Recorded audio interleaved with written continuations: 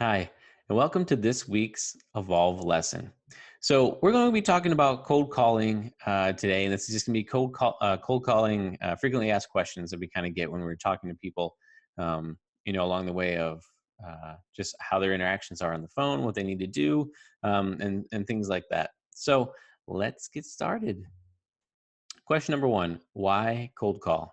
Right? Because everyone is just kind of like, oh, there's so much other stuff on the internet. What can be done? So you can actually reach a larger client pool in a shorter amount of time than some other prospecting methods. Right? So if you're going out and doing door knocking, that's still great because it's personal. It's face-to-face conversation.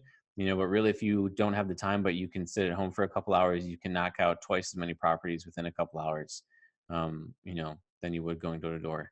Like I said, to engage your customer in conversation, you build rapport and determine the next step in the sales cycle, right? Right away, you can kind of gauge a, warm, cold, hot, whatever it might be, temperature on, and if they would enjoy the service or not. And no matter what, always kind of ask for the appointment because they may not know that they need it yet unless they're in the appointment, right? They might get inundated so many phone calls about, projects to work on and new vendors, that sometimes you might just get a new property manager that's in there that's just open to seeing what you're about, and it actually will also help you when you do your sales meetings because it's training for you too, right? The more sales meetings you do, it's like any sales job. The more sales meetings you go out on, the stronger you'll be at them, and eventually you'll close some of those deals. Question two: has cold calling become the dinosaur of lead generation? We've talked about, like Google Ads and things like that, and just getting people into your email as stuff that's more electronic based. So we kind of get this question a lot of if cold calling is even worth it from time to time, which it is worth it. So, no, it's not the dinosaur of lead generation. The traditional cold calling style pushes for an immediate appointment sale, right? Appointment or sale. So right away you get them on the phone. You're talking to that potentially person in charge that could set the meeting and could give you a contract right away. So it's still touching base in contact forms. Think of the whole like, oh, sitting at the dinner table and your phone goes off, and of course it's always a telemarketer then. Well, that's what it is. It's no matter what, there'll always be a need for reaching out via phone. So it's known that 3/4 of buyers choose the first salesperson to provide value and insight, and that's the key. So once again, it's like any sales job, it's getting out there quickly and effectively, and you can see pretty good return on stuff. So cold calling is not a dinosaur, but it has evolved. So and this is with some RVM systems, the voicemail where your phone doesn't even ring, but it shows a missed call, and there's a voicemail on there from business. We kind of deter against using something like that because there's they're putting things in place now through the government that are kind of going to be prohibitive, and view that more as a spam technique, and you can kind of get fined for that stuff. So we kind of still enjoy the person-to-person contact because right away you are the person that's kind of getting on their ear, to bend their ear for a second and talk to them about the business. So you just need to reinvent the way that you cold call by providing more value and ultimately more success, for your business. So you just kind of got to think a little bit outside the box of who should I be cold calling? Why should I be cold calling? Scripts to be using in cold calling, just general leading questions that you can be asking during the cold calling process. Question three: how can you be successful at cold calling?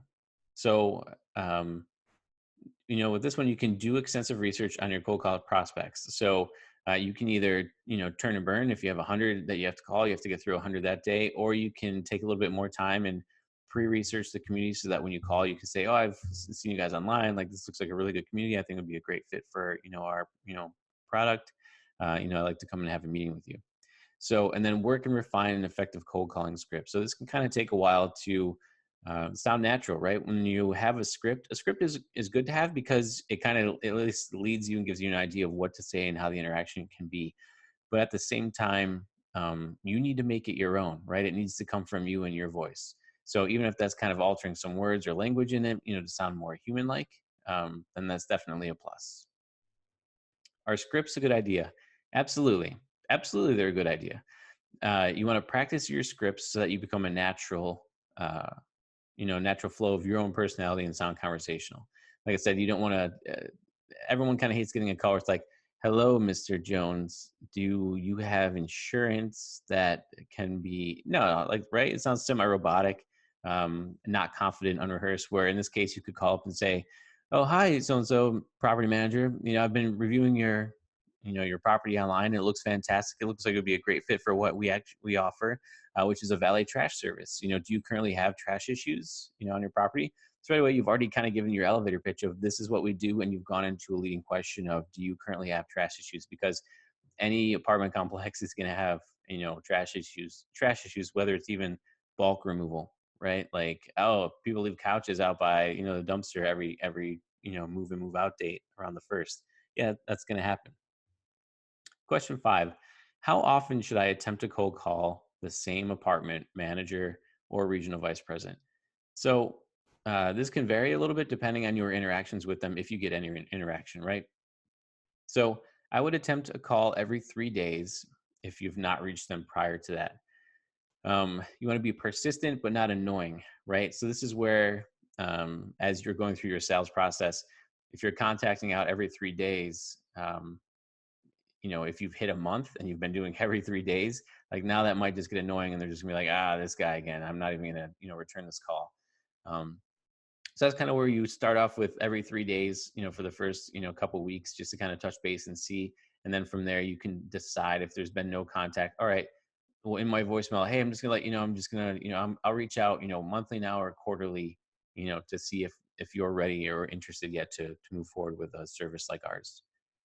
Question 6: should I make a drop-in visit to a complex even if I made a cold call that did not result in an appointment?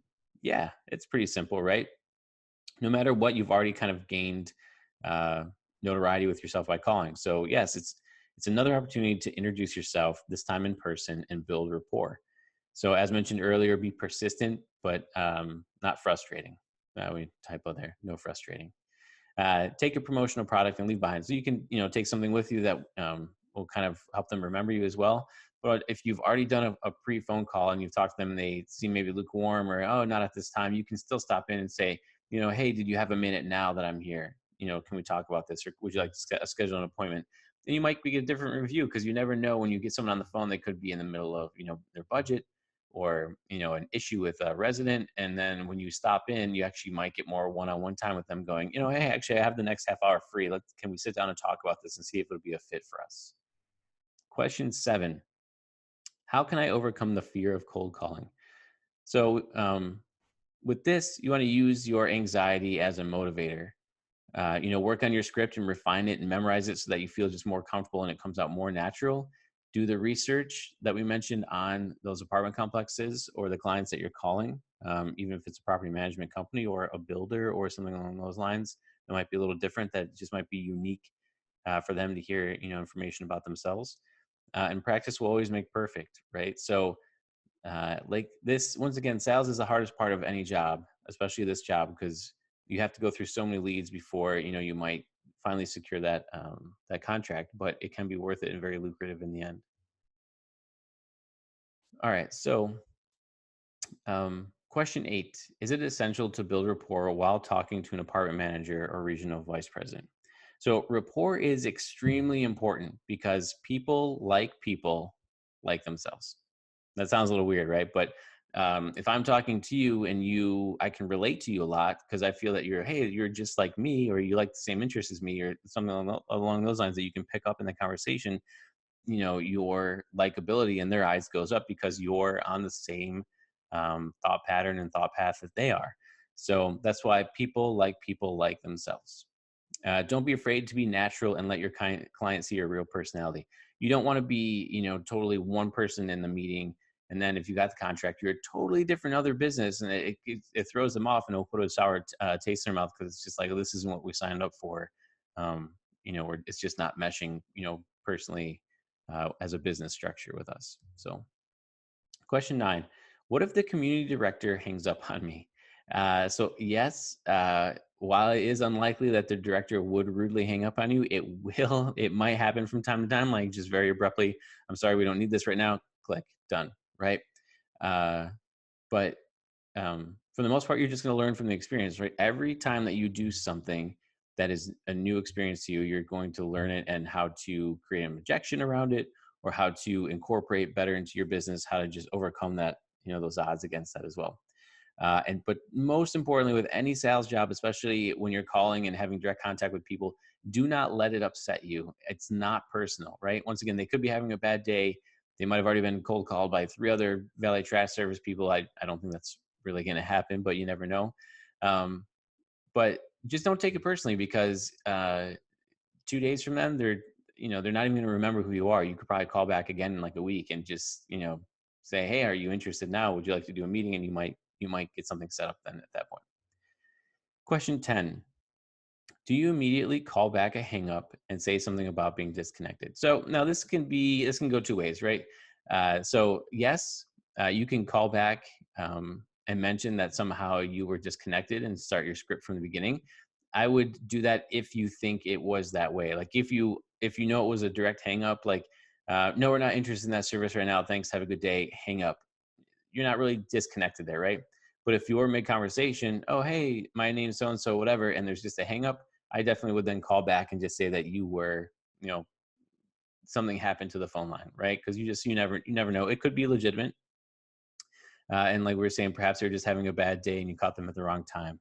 But as mentioned, be persistent but not irritating, right? Because the last thing you want to do is you don't want to be calling every day, every other hour, and not getting a response, because it's just going to, it's you're not necessarily connecting with them to build rapport, but it's just already putting a notation in their mind that if at any point they will move forward with a valet trash company, it might not be you, just because of the experience they've had with you. So be persistent but not annoying. Question 11, is it important to be persistent on a cold call?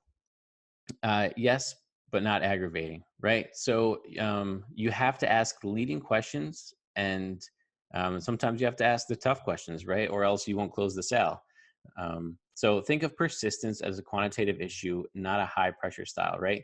So you don't want to get them on the phone in the first sentence, be like, well, let's go ahead and sign up that contract today. No, there's, like they say, a dog and pony show, right? There's always like a dance that's kind of done. Okay, let's set up a meeting. Now there's your formal part. Let's set up a meeting. We'll go over the information about how we can better do this. Let me answer your questions. Let me answer the questions of your regional or your owner or whoever that might be. So there's kind of like I said, a dog and pony show that it's kind of gone through, or a sequence that's gone through. But it all starts with a cold call. So if you're overly persistent and you push and you hot button, well, why don't you want to no, right now it just might not be the right time for me. Well, why don't you want to? This is going to save you money. This is going to do whatever. You just don't say those things forcefully. You just kind of reiterate, oh, well, this is, uh, an amenity that's, great for, most places that can bring, additional money to the bottom line and all that kind of stuff. Well, if now's not a good time for you, do you mind if I follow up in 2 weeks? Right. So now you've just kind of, reverted the situation back to, you asking some leading questions and just kind of saying, I'm going to call you back in a couple weeks. Maybe we can schedule something after that. Question 12, should I be high pressure on a cold call? This kind of goes back to the last one. No. So it will spell disaster. So use open-ended questions. The person who asks the questions controls the conversations, right? Give your client value, knowledge, and respect. So that's, once again, asking what their issues are. How can you best represent them if you guys did partner together? And then obviously if it garners asking for the appointment, ask for the appointment, right? If it's not the hang up or it's not the hard click, or they're kind of unsure and, well, I'm not too sure, try to get the appointment. Well, I'd really love to sit down with you and go over some of the details of what we can do to improve your apartment complex, whether from a recycling standpoint or less time for your maintenance crew to do things, or just something in general like that. And a lot of times they'll either let you know, no, this isn't good, call me back later, or yeah, let's go ahead and sit down next week. Should I mimic the voice, tone, and speed of my client? Yes. Yeah. So clients will feel more comfortable. This comes back to that whole people like themselves, right? So if they're a quick talking, straight to the point kind of person, do the same thing, right? Be a little more quick talking, be straight to the point, but still showcasing a little bit of your own personality and traits along the way, right? But a lot of times if people are very direct, they also want to be direct. They want you to be direct with them. There's some people that are more, passive, they're the type of people that need information and they want to sit on it for a couple of days and come back with maybe additional questions to be answered, or, just have to kind of think it over. So be upbeat, and smile while talking. I missed one here. Your voice will affect how people perceive you over the phone. Cold calling pros often prefer to stand while making cold calls to increase the energy and urgency in their voice. Totally 100%. Standing, I find myself, I can pace a lot. So I usually am pacing back and forth in my office or whatever it might be, because I find that it helps me focus personally. And remember, people like themselves, right? So we talked about that a little bit. Question 14, only a couple more. What do I do if they set up a get together? What next? So applaud yourself, right? You've achieved your goal. The goal is to get a sit down meeting, because for every sit down meeting you get, it's practice to kind of make yourself better on the sales end, and it's going to start to get you kind of in the mindset that you're going to be closing this deal at this point. Oh, this is great. This is perfect for your apartment complex. When do you see a time that something like this would be integrated, in the next month, in the next 3 months? When would that be? Thank them for their time and repeat the time and date to let them know that you look forward to, sitting down and speaking together about this. Then immediately send them an email thanking them for the conversation and gently reminding them about the appointment. Thank you for the appointment. It was great talking with you. We're going to talk about more about your trash issues. I'll see you at this day and this time. Prepare. So know everything about your client and their needs and how you can solve them.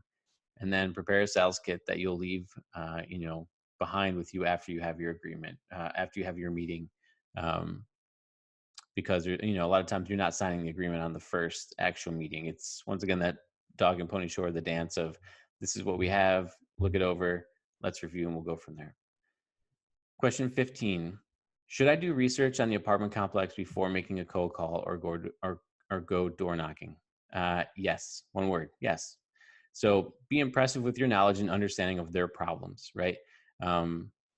If you're in an area and it's already late, it's already late at night, or you're on your way home and you can't kind of do your your initial meet and greet, stop in, but you're going to cold call a property, consider driving the complex if it's close by or if it's on the way, so that you can kind of see if there are trash issues and just say, hey, I drove by your complex the other day and there's trash issues. We can help. This is how we can help. Let your prospective client understand that you care enough to know their issues before they have to mention them, right? Because it shows hey, we saw there's a lot of bulk issues. We can help you with that. Oh, that's great. Right away you're presenting the problem and the solution for them. And the final question: how long should I wait before calling or knocking to lead generate? So how long should you wait? No, you should. The sooner the better. The sooner you get started, the better you are. Because once again, at the end of the day, every business and every sales job is the sales job is just numbers, right? At some point, those sales experiences and calls and meetings will turn into signed contracts.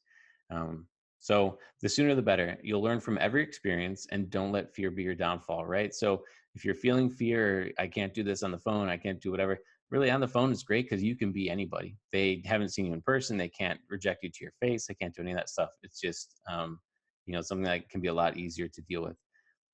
So also, it is estimated that cold calling success rate of 2.5% basically means that any sales professional can make one appointment or other valid follow-up per working day. So this is just kind of saying with how many calls you make and the turnover cycle of cold calling, you can actually potentially schedule something, per day to kind of go out. So, hey, I'm going to use the next 5 days to do nothing but cold calling and drop-ins, right? And from there, I will schedule then appointments out for the following week. And then you would do that. So you could kind of, alter your weeks. 1 week you're just doing cold calling and appointment scheduling. Then the next week you're going out and actually meeting and selling the contract. So that is it. Thank you so much for stopping by for this lesson of Evolve. I just want to wish you a great day.